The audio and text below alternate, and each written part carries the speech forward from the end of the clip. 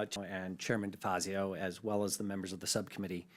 Thank you for inviting me to testify today on improving the safety of our nation's roadways. My name is Nick Smith, and I'm the interim president and CEO of the National Safety Council, and I'm also the chair of the Road to Zero Coalition, which is focused on reaching zero fatalities by 2050.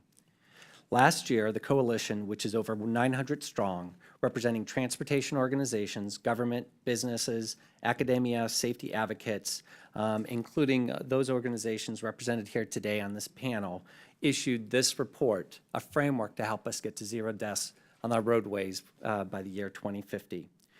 Together, we call out 3 steps to reach the goal of zero deaths on our roadways. 1, we believe doubling down on what works through proven evidence-based strategies. 2, accelerate advanced life-saving technology in vehicles and in infrastructure.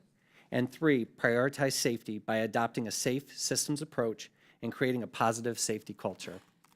My full testimony mentions specific steps for each of these. Today I'll focus on the prioritizing safety, which is the 3rd step we call out. Today, over 100 people will die in crashes on our roadway. Yesterday, over 100 people died in crashes. And tomorrow, over 100 people will die again in motor vehicle crashes. But there's no outrage. In every other mode of transportation this committee oversees, there's a different expectation of safety. For example, after 2 airplane crashes, countries across the world grounded all Boeing 737 MAX 800 and 900 airplanes. In less than a week, a coordinated global action was taken to address a potential risk to millions of people. This committee rightly held hearings to determine causation and next steps. We can all agree that this was the right decision, but every 72 hours we lose 328 people, nearly the equivalent of these 2 airplane crashes on U.S. roadways. Where is our outrage over these deaths, and where is our urgency to prevent them? We must demand safety for all, no matter how they are mobile. Now for the good news. We know how to prevent these fatalities from happening. We just have not had the will to prioritize these actions. The culture around traveling on the roadways is very different from the airways.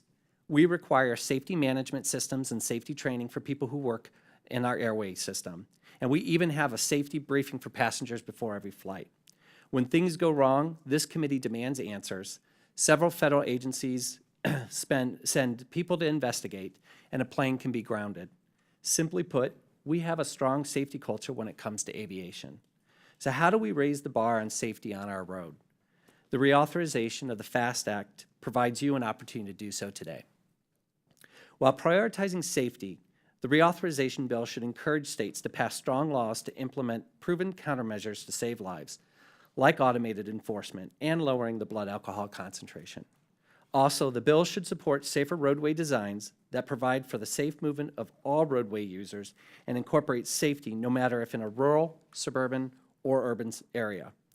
We know that drivers are human and we make mistakes and errors, and safer designs can help make sure those errors don't become fatalities.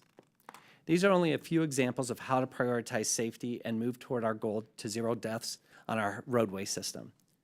I have with me a letter from the Road to Zero Coalition asking Congress to prioritize safety. This bill should not be about more miles of pavement only. It must include safety in every aspect of the bill. I urge you to use this report as a framework to prioritize safety in our transportation system. I hope you'll join me in saying enough is enough.